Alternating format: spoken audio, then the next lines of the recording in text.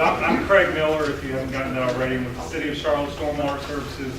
Regina talked about, she touched on a little bit of enforcement, what they do if they find somebody violating sanitary sewer utility rules. I think I'm all right. And I'm going to talk about, can everybody hear me?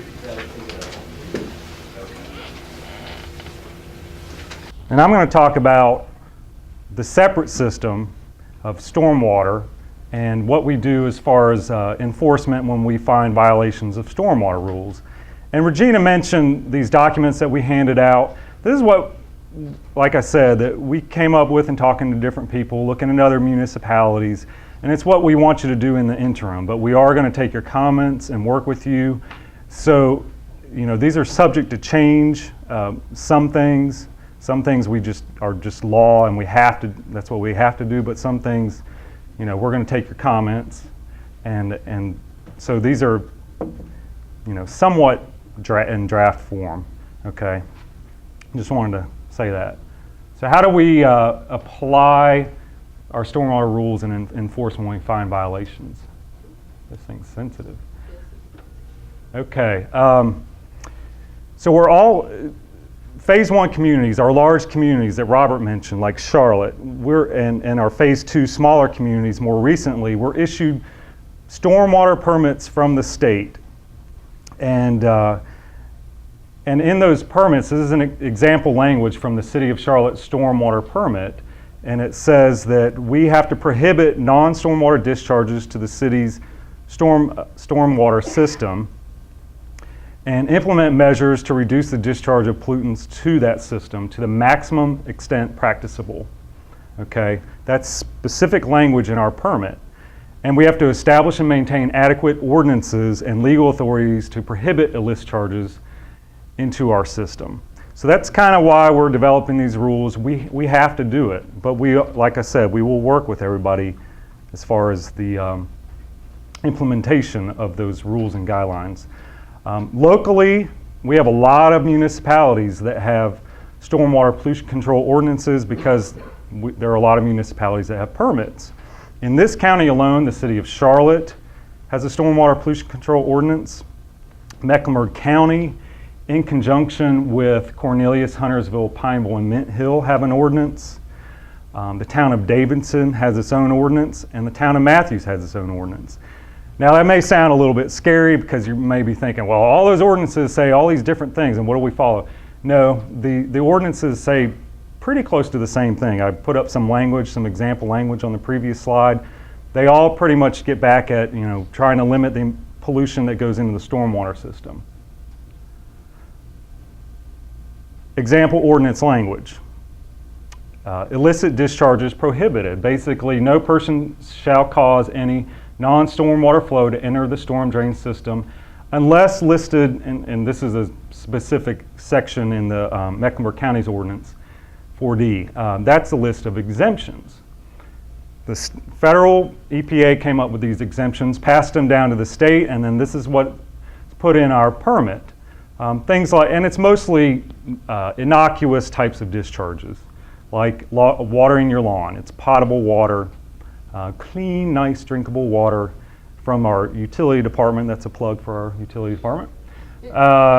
Water line flushing and sump pumps in basements. Now, these are considered incidental flows. There may be, you know, I believe Celeste, when I was talking to her the other day, brought up when they open these lines, there may be a little bit of dirt in them that comes out.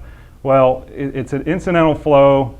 It's done for public safety reasons, and it's an exemption the state put in there. Okay. Process for how we address violations. Sorry about this cheesy graphic. First of all, say a violation is observed or reported. Many discharges are reported by citizens out there, just you know, neighbors report on each other. A lot of times they're disgruntled. Just people driving around, they see things. It's reported through a local hotline that we're required to establish. Locally, this hotline it's easy. It's 311. It's a combined city-county hotline, that people that have any sort of government related issue or question calls in to this number. So you may call about anything, business licenses, what have you, stormwater. Some are observed by environmental specialists while they're out doing things like sampling or they're doing an inspection. And of course, they're not going to ignore things that they see. But the vast majority of things come in from citizens as well as businesses reporting on each other. Perfectly fine, that happens a lot. But we do not patrol, we do not send people out every day and patrol the streets looking for these things purposefully, okay? We don't have the time and we don't have the resources to do that, okay? A lot of it is complaint-based. Our goal is to protect surface waters, and we have many, many things that we do, many programs that we do, and just want to reiterate and dispel that myth, if it exists, that we do not patrol the streets like cops do. Okay. Investigating. Then the next step is if someone calls in a complaint or a violation, we investigate it. Environmental specialists from Charlotte-Mecklenburg Stormwater Services. It's the same group of people for the city and the county and all the towns, at least in our local jurisdiction, that are going out there and inspecting. Okay. Investigation includes, usually they'll go speak to the person first, let them know why they're there, what they've heard, what's been reported. And then they'll observe the discharge area, look in the storm drains, look at the outfall of the creek, wherever the storm drain is leading to, take pictures because we want to get evidence, video, and then go back to the person that's alleged to be in violation. When I say violator's name, that means it should be alleged violator, because no one is in violation until it's verified, of course. So we want to obtain their name and address and some additional information about who they are and where they operate and where their business is located. And we explain the findings from our investigation to that person alleged to be in violation.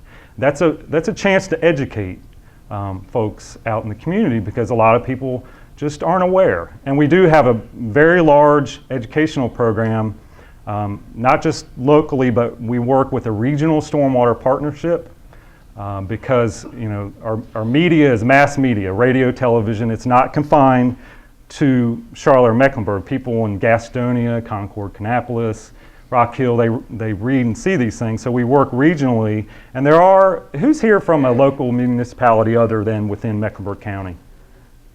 We've got about a dozen or so people that work for towns like Belmont, Mount Holly, Gastonia, Concord, Monroe.